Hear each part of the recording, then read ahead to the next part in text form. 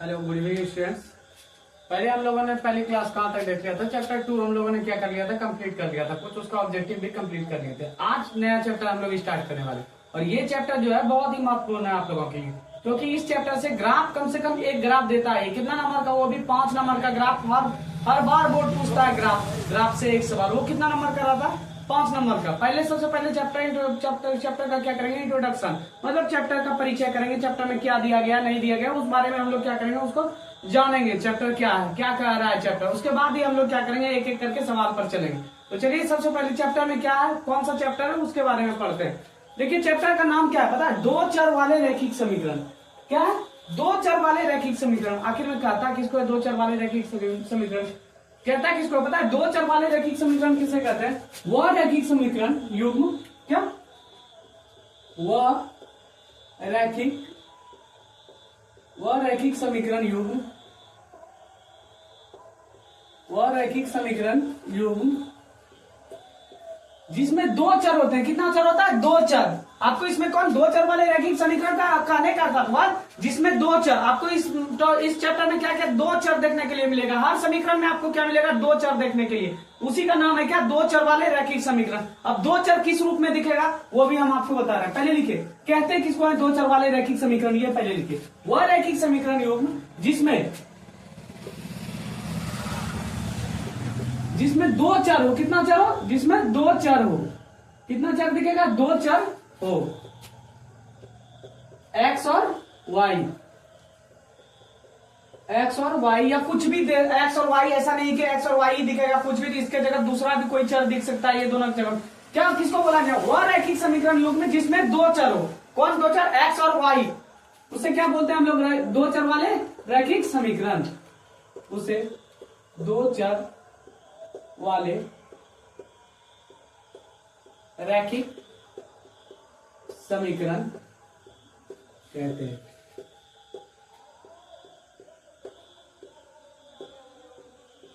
हैं। किसे कहते हैं, दो चर वाले रैखिक समीकरण युग्म, वह रैखिक समीकरण युग्म में जिसमें दो चर हो। कितना चर इसमें दिखेगा आपको, ये चैप्टर में दो चर। हर समीकरण में आपको कितना चर दिखेगा, दो चर। वो दो चर किस रूप में दिखेगा, एक्स वाई के रूप में दिख सकता है, एम या एन, कुछ भी आपको दो चर मतलब कि देखने के लिए मिल सकता है समीकरण में। देखिए जो वह रैखिक समीकरण युग्म में जिसमें दो चर हो, एक्स और वाई, उसे क्या कहते हैं, दो चर वाले रैखिक समीकरण। इसका व्यापक रूप क्या होता है, पहले समझिए। व्यापक रूप क्या, व्यापक रूप, दो चर वाले रैखिक समीकरण का व्यापक रूप क्या होता है इसका, a1x plus b1y plus c1 equal to क्या होता है, 0। ये कौन सा समीकरण होता है, फर्स्ट समीकरण। कौन सा, फर्स्ट समीकरण। इसी प्रकार आपको दूसरा भी समीकरण देखने के लिए मिलेगा, a2x plus b2y plus c2 equal to 0। कौन सा समीकरण ये मिलेगा आपको देखने के लिए, दूसरा समीकरण। दूसरा समीकरण आखिर में कहने का था क्या हुआ, दो चर वाले रैखिक समीकरण। इसमें कितना चर मिलेगा आपको देखने के लिए, दो चर मिलेगा। हर हमेशा आपको हर समीकरण में दो चर मतलब देखने के लिए मिलेगा। देखिए जैसे यहाँ पर आपको दो चर देखने के लिए मिल रहा है, एक एक्स और एक वाई। इसी का कहने का था दो चर हर हमेशा आपको समीकरण में देखने के लिए मिलेगा। जैसे आप कोई भी दो समीकरण मान लीजिए, एक समीकरण मान लीजिए x plus y equal to 2 मान लिए, दूसरा समीकरण क्या मान लिए, 2x plus 3y equal to 4 मान लिए। दो समीकरण हर हमेशा जो मिलेगा आपको समीकरण में दो चर देखने के लिए, एक x के रूप में और एक y के रूप में। इस चैप्टर का यही कहने का अर्थ था, हर हमेशा जब भी मिलेगा आपको समीकरण देखने के लिए किसमें मिलेगा, दो चर के रूप में आपको देखने के लिए मिलेगा। एक चर क्या होता है, x और एक चर y। चर कोई भी हो रह सकता है, ये नहीं कि x और y रहेगा इस जगह, कोई भी चर आपको इस जगह देखने के लिए मिल सकता है। तो वही इसका व्यापक रूप क्या था, a1x plus b1y plus c1 equal to 0। ये कौन सा समीकरण, फर्स्ट समीकरण। उसके बाद a2x plus b2y plus c2 equal to कौन सा समीकरण था, दूसरा समीकरण। अब इसका कहने का अर्थात क्या हुआ, इसको भी आप लोगों को हम समझा रहे हैं, प्रश्न किस तरह से दिखेगा। a11 यहाँ पर देखिए, x किसका गुणांक है, a1 का, y किसका गुणांक है, b1 का, और c किसका गुणांक है, c1 क्या है, अचर पद। इस जगह जब भी आएगा क्या आएगा, अचर पद। a2 किसका है, x का गुणांक, उसके बाद b2 किसका है, y का गुणांक, और c2 जब भी आएगा क्या किस रूप में आएगा आपको, यहाँ पर अचर पद के रूप में आएगा। और समीकरण जब भी मिलेगा देखने के लिए, उसमें कितना चर मिलेगा आपको, दो चर। कौन कौन, एक्स और वाई के रूप में आपको इस चैप्टर में आपको देखने के लिए मिलेगा हर एक समीकरण। अगर समीकरण नहीं दिया रहे, प्रश्न दिया रहे, तो उससे क्या करेंगे हम लोग, पहले समीकरण निकालेंगे। और समीकरण जब भी निकालेंगे कितना चर में निकलेगा, दो चर में, एक्स और वाई के रूप में मिलेगा। चलिए हम लोग पहले प्रश्न की ओर बढ़ते हैं। प्रश्न इसका उदाहरण, मतलब उदाहरण से समझते हैं ये आखिर में क्या रहा है। उदाहरण देखिए, उदाहरण फर्स्ट ले लेते हैं, कुछ भी मान लीजिए कोई तो समीकरण, अभी तो हम किताब से नहीं बता रहे हैं इसे, x plus y equal to -2 equal to 0। ये कौन सा समीकरण हो गया? फर्स्ट समीकरण हो गया, फर्स्ट समीकरण।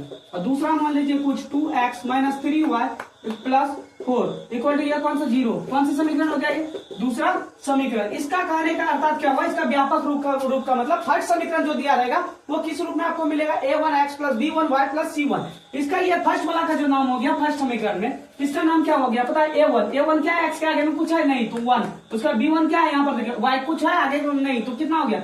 b1 कितना हो गया आपके पास? 1। उसके बाद c1 कितना हो गया? -2। अब ये फर्स्ट हो गया, इसी का रूप था a1x + b1y + c1 equal to क्या था? 0। तो उस रूप में ये आ गया a1 b1 उसके बाद c1 आ गया इस रूप में। अब देखिए यहाँ पर दूसरा समीकरण जो दिया रहेगा उसको क्या मानना? a2। दूसरा समीकरण जो दिया रहेगा उसको क्या मानेंगे? a2 कितना है हमारे पास? 2। b2 कितना है हमारे पास? -3। c2 क्या है हमारे पास? 4। हो गया, इस रूप में आया। यही इसका व्यापक रूप था क्या? a1x + b1y + c1 equal to 0। हर समीकरण में यही करना है आप लोगों को।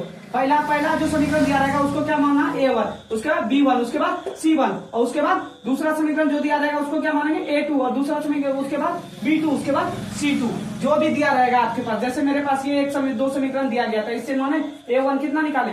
1, b1 कितना निकाले? 1, c1 कितना निकाले? -2। और दूसरा समीकरण को a2 लेकर के चलना, a2 2, b2 लेकर के -3, c2 कितना आ गया? 4 आया। इस तरह से आखिर में कहने का अर्थात क्या हुआ? दो चर वाले रैखिक समीकरण किसे कहते हैं? वह रैखिक समीकरण युग्म जिसमें दो चर हो। वह रैखिक समीकरण युग्म जिसमें कितना चर हो? दो चर हो। दो चर किस रूप में दिखेगा आप लोगों को? एक्स और वाई के रूप में, या तो और भी कोई भी रूप में आपको चर दिखने के लिए मिल सकता है, लेकिन दो चर हर समीकरण में आपको दो चर देखने के लिए मिलेगा। क्या मिलेगा? हर समीकरण में आपको दो चर देखने के लिए मिलेगा ही मिलेगा। अब यहाँ पर देखिए उसी को क्या कहते हैं? दो चर वाले रैखिक समीकरण। इसका व्यापक रूप क्या होता है? a1x + b1y + c1 equal to 0। कौन सा समीकरण? फर्स्ट समीकरण। a2x + b2y + c2 equal to 0। अब दो चर वाले रैखिक समीकरण को हल करने की कितनी विधि होती है ये जानेंगे। दो चर वाले रैखिक समीकरण को हल करने के लिए दो विधि होती है। कितना विधि होता है? दो विधि।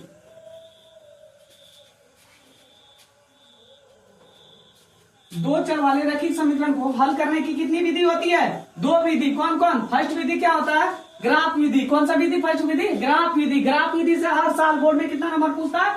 5 नंबर। हर बार पूछता है 5 नंबर। या तो आपको क्या प्रश्न दिया रहेगा उससे समीकरण बना करके लिखिए, या फिर दो समीकरण आपको दिया रहेगा उससे क्या करना है? आपको ग्राफ सॉल्व करना है। दो चर वाले रैखिक समीकरण को हल करने की कितनी विधि होती है? दो चर वाले रैखिक समीकरण को हल करने की दो विधि होती है। कितना विधि होता है? दो विधि। दो विधि होते हैं। दो चर वाले रैखिक समीकरण को हल करने की कितनी विधि होती है? दो विधि। कौन कौन? फर्स्ट विधि क्या है? ग्राफ विधि। कितना? ग्राफ विधि। ये कितना नंबर से पूछता है बोर्ड में? 5 नंबर से। हर साल पूछता है। कितना? 5 मार्क्स से। कौन सा? ग्राफ विधि से। हर बार पूछता है बोर्ड में। कितना? 5 मार्क्स। और दूसरा कौन सा विधि होता है? दूसरा होता है बीजगणित विधि। दूसरा कौन सा होता है? बीजगणित विधि।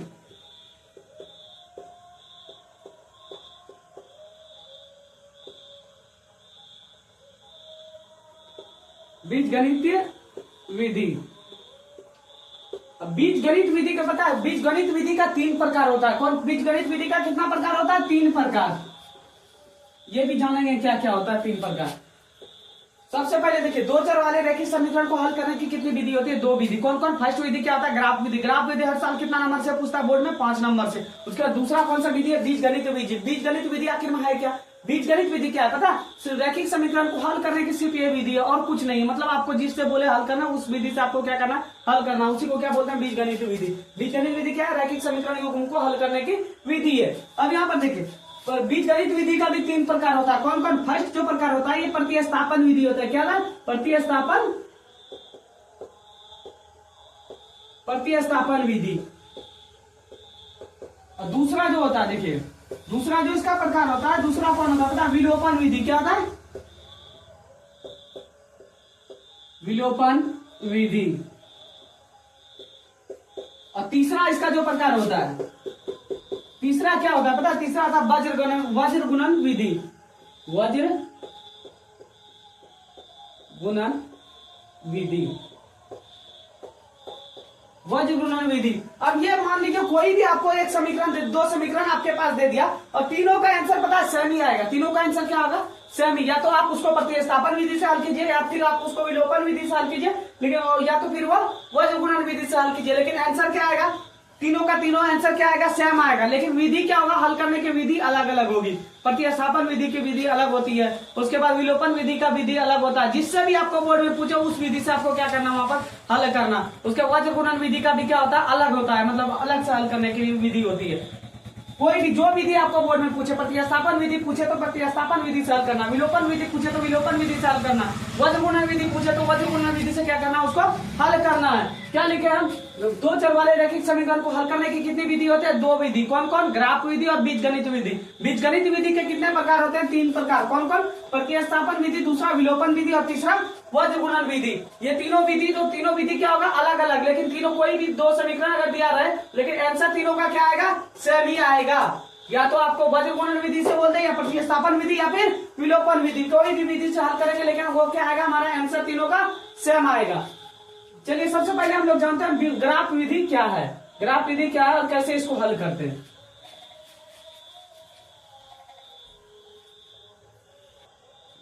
देखिए अब ग्राफ विधि किसे कहते हैं? ग्राफ विधि किसे कहते हैं? बीजगणित विधि से समीकरण का कम से कम दो मान निकालना जरूरी होता है। जैसे आपके पास मतलब मान लीजिए दो समीकरण आपके पास दिया गया, ग्राफ विधि करते किसे हैं? कम से कम एक समीकरण का कितना मान निकालना पड़ता है? दो मान। किसी एक चर का कितना मान निकालना पड़ता है? दो मान। दो से आप जितना भी मान निकाल सकते हैं, तीन भी निकाल लीजिए, चार भी निकाल लीजिए, आपको उससे कोई हर्जा नहीं है, लेकिन कम से कम आपको कितना? दो मान आपको निकालना जरूरी है, तभी हमारा क्या होगा? ग्राफ खिंचाएगा।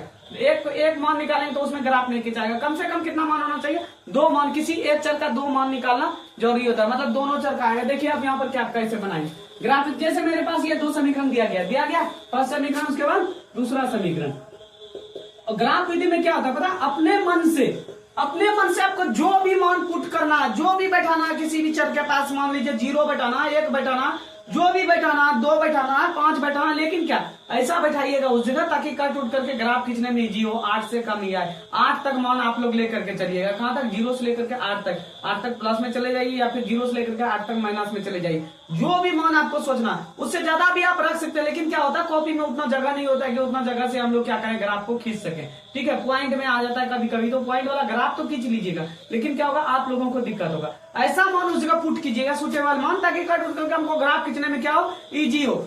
ऐसा मान पुट करना आप लोगों को। ग्राफ इतना इजी ग्राफ है ना, मत पूछिए, पूरा इजी लगता है ग्राफ बनाने में। सबसे पहले अगर बोर्ड में बनाते हैं ना हम लोग क्या करते हैं पता है? सबसे पहले हम लोग ग्राफ ही बनाते हैं, क्योंकि वो 5 नंबर से रहता है और पूरा का पूरा क्या रहता है? इजी रहता है, क्योंकि उसमें दो समीकरण हमारे पास दिया रहता है। बीज कैसे हल करते हैं उसको?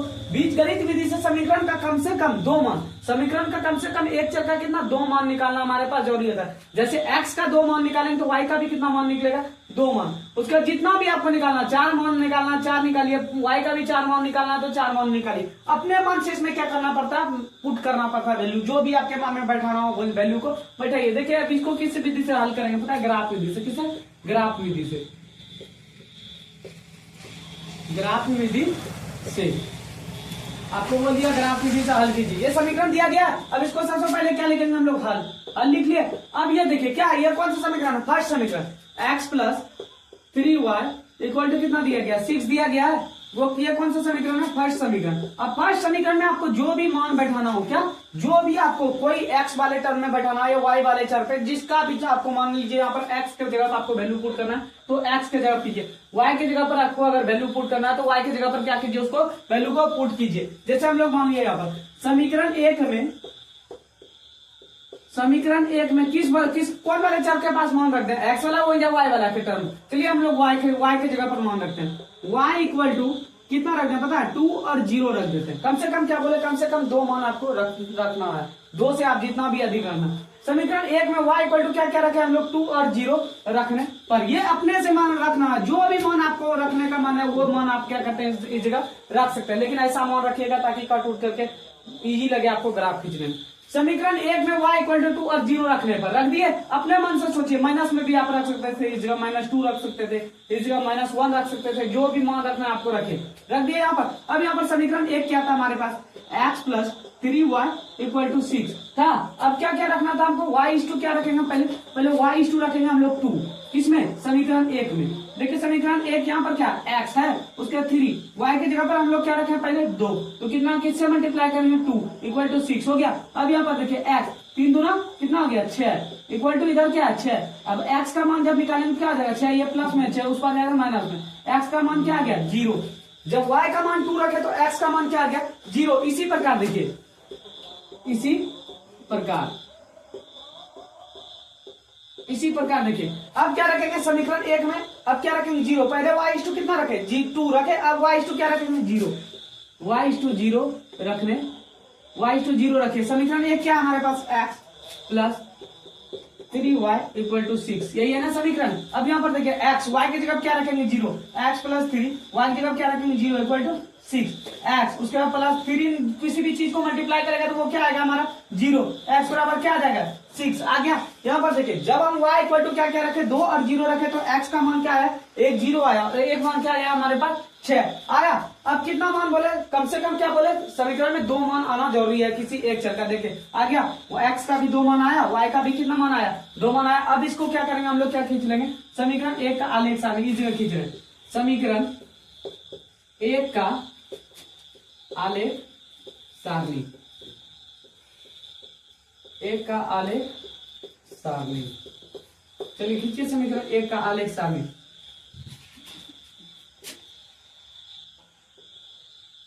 आपको अगर 4 मान बैठाना है y के जगह पे, इस जगह करना 4 मान बैठाना तो 4 बैठाते, x के जगह x का मान अगर इस जगह आपको पुट करना था तो x का 4 बैठाना, 4 बैठाइए। हम लोग क्या कहते हैं, कम से कम 2 मान बैठाना है, कितना, कम से कम 2 मान। यहाँ पर देखिए इस घर में, इस वाले घर को क्या बोलते हैं, x, और इसको y में हम लोग पहले देखिए क्या क्या रखे, 2 और 0 रख दिए, 2 और 0 रख दिए।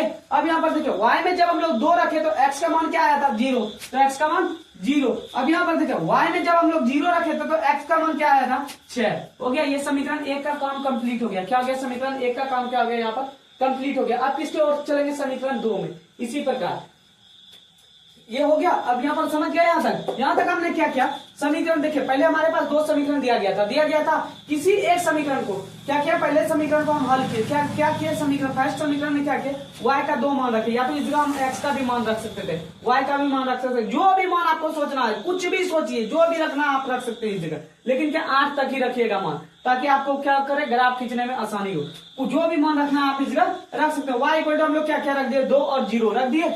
अब यहाँ पर देखिए समीकरण 1 क्या था, समीकरण 1 में रखें, समीकरण 1 क्या था, x plus 3y equal to 6 था। उसके बाद देखो y की जगह पर हम लोग पहले y क्या रखे, 2, किसमें, समीकरण 1 में। x रखने दिए, y की जगह कितना रखे, 2 रख दिए। अब x प्लस 3 इंटू 2 कितना हुआ, 6 हुआ। उसके बाद 6, x इक्वल टू, ये प्लस में था, उस पर जाएगा तो माइनस में, x का मान कितना आ गया, 0। y का जब 2 रखे तो x का मान 0। उसी प्रकार देखिए समीकरण 1 में, उसके बाद पहले y के 2 रखे, y इक्वल टू क्या रखे, यहाँ पर 0 रखे समीकरण 1 में, तो कितना मान आया यहाँ पर, 6। तो हम लोग क्या किए, समीकरण 1 का क्या कर दिया, आलेख सारणी। जब खींच दिए तो y इक्वल टू क्या रखे थे, 2 और 0। जब 2 रखे तो कितना मान आया, 0। उसके बाद जब 0 रखे तो कितना मान आया, 6। इसी प्रकार अब हम लोग किसके ओर चलेंगे, समीकरण 2 की ओर।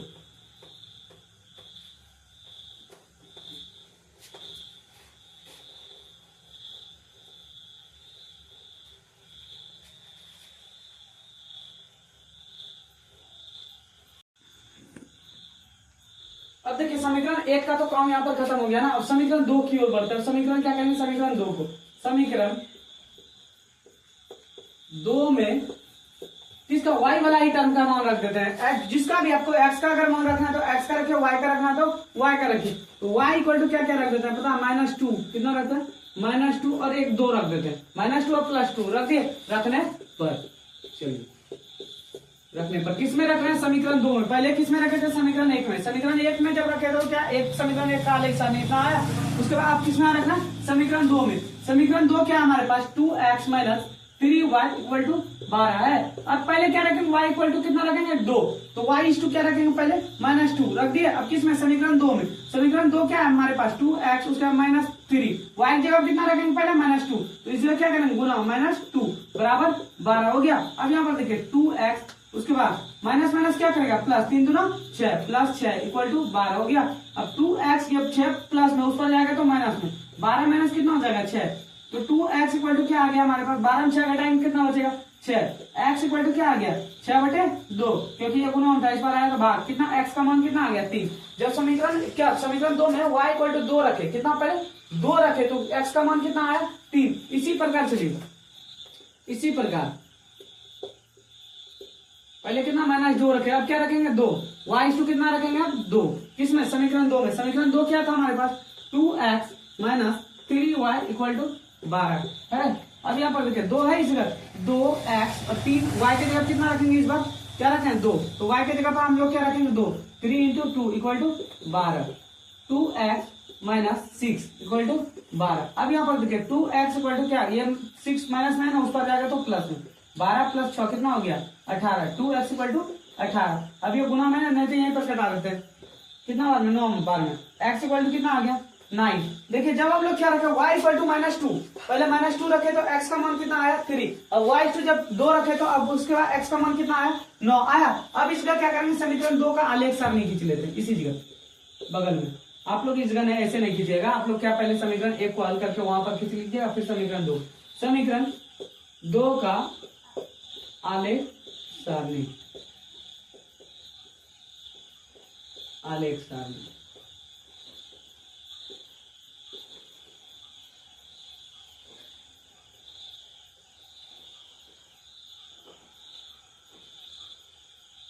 ये x और ये y में क्या क्या हम लोग पहले रखे थे, पहले घर में -2 और दूसरे में 2 रखे थे। जब -2 y में जब -2 रखे तो x का मान कितना आया 3, जब y में जब 2 रखे तो x का मान कितना आया 9।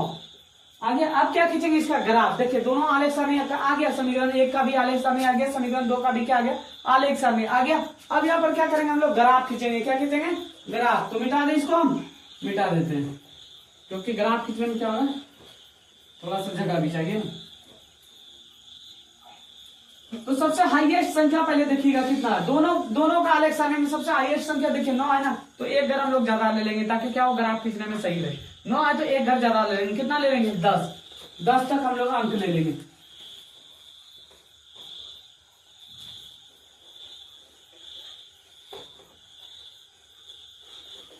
अब क्या खींचेंगे ग्राफ,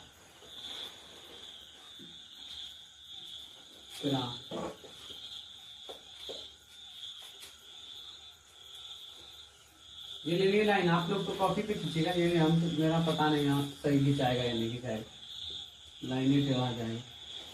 ठीक है, अब यहाँ पर देखिए यहाँ क्या है, यहाँ 9 है ना, तो 9 है तो एक घर क्या बोले हम ज्यादा ले लीजिए, क्या ज्यादा ले लीजिए। इस वाले टर्म को क्या, इसको क्या बोलते हैं पता है x, मतलब ये क्या, इधर जब भी संख्या जाएगा किसमें जाएगा धनात्मक में, और इधर जब भी जाएगा संख्या किसमें जाएगा x डैश, मतलब इसमें जब भी संख्या आएगा किसमें आएगा ऋणात्मक में। और इधर वाले को क्या बोलते हैं पता y, और y इसको क्या बोलते हैं y डैश, मतलब कहने का अर्थ होगा इधर जब भी संख्या जाएगा किसमें जाएगा धनात्मक में, और इधर जब भी संख्या आएगा वो किसमें आएगा ऋणात्मक में। देखिए क्या कहां तक था हाईएस्ट अंक क्या था 9, तो हम लोग क्या बोले एक संख्या हम लोग आगे चले जाएंगे, एक अंक को क्या करेंगे हम लोग आगे ले लेंगे। 9 है तो कितना ले लेंगे 10 घर तक ले लेते हैं। इस वाले टर्म का क्या नाम होता है पता है जीरो, क्या था जीरो, तो 9 था ना तो 10 तक संख्या ले लेते हैं, 1 उसके बाद 2 उसके बाद 3 उसके बाद 4 उसके बाद 5 उसके बाद 6 उसके बाद 7 उसके बाद 8 उसके बाद 9 हो गया, उसके बाद 10, 9 था ना 10 तक संख्या ले लिए। अब इसके बाद देखिए यहाँ जब प्लस में गए 10 तक तो इधर भी कहाँ आना चाहिए, ये माइनस वाला में, इधर धनात्मक तो इधर ऋणात्मक, -1 उसका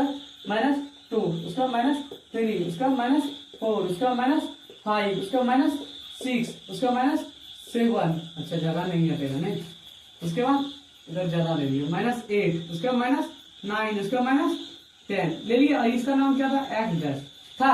अब यहाँ पर देखिए y वाला टर्म में कहां पर, उधर भी कहां तक जाना है 10 तक जाना, तो 10 9 8 7 6 5 4 3 2 1 हो गया। उसके बाद देखिए इधर क्या, ये प्लस में गए थे, इधर किसमें आना माइनस में, -1 उसका -2 उसका -3 -4 -5 -6, ग्राफ जो रहता है ना पूरा इजी रहता है, -7 -8 -9 -10 हो गया।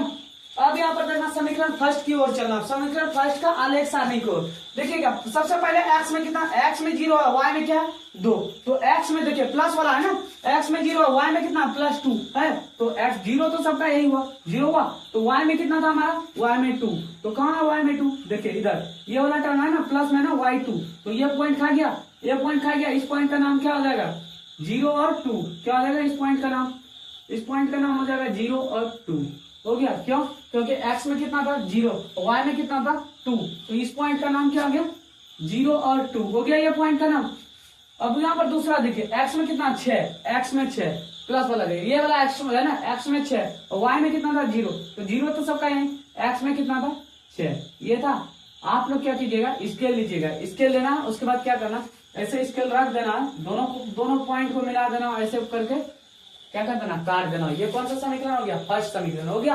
और इस समीकरण जो था इसको क्या करना लिख देना, इस पॉइंट का नाम क्या आ गया 6 और 0, जो भी समीकरण था उस समीकरण को क्या करेंगे इस लाइन पर लिख देंगे। उसी तरह देखिए अब यहाँ पर, अब दूसरा समीकरण में चलिए x में कितना 3 प्लस वाला, चलिए x में कितना 3 ये हुआ, और y में कितना -2, तो -2 वाला कहाँ है, यहाँ है ना, इन दोनों का बीच देखिए यहाँ खाएगा क्या,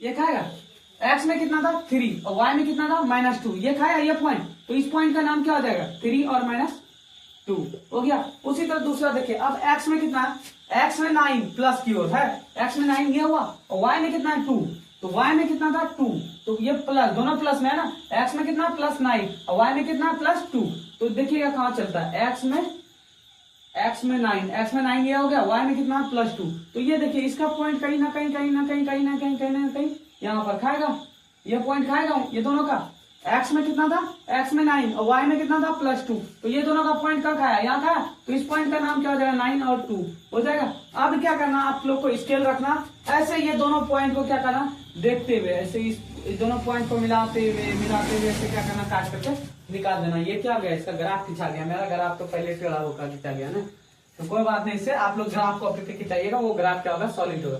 आज की क्लास क्या करते हैं हम लोग यहीं पर समाप्त करते हैं। आज क्या पढ़े हम लोग ग्राफ के बारे में, ग्राफ के बारे में जाने, दो चर वाले रैखिक समीकरण किसे कहते हैं उसको देखे, दो चर वाले रैखिक समीकरण का व्यापक रूप देखे। कल क्या पढ़ेंगे हम लोग प्रतिस्थापन विधि, उसके बाद विलोपन विधि, उसके बाद वज्र गुणन विधि, ये तीनों विधि कल क्या करेंगे हम लोग कंप्लीट करेंगे, देखेंगे कैसे होता है, प्रतिस्थापन विधि से कैसे सॉल्व करते हैं, विलोपन विधि से कैसे सॉल्व करते हैं, उसके वज्र गुणन विधि से कैसे सॉल्व करते हैं, और कुछ फॉर्मूला भी है उसको भी हम क्या करेंगे इसमें लिखेंगे। उसके बाद ही हम लोग क्या करेंगे नेक्स्ट दिन चैप्टर की ओर बढ़ेंगे, कहीं आप लोगों को दिक्कत नहीं होना चाहिए। आज के लिए सबको गुड नाइट।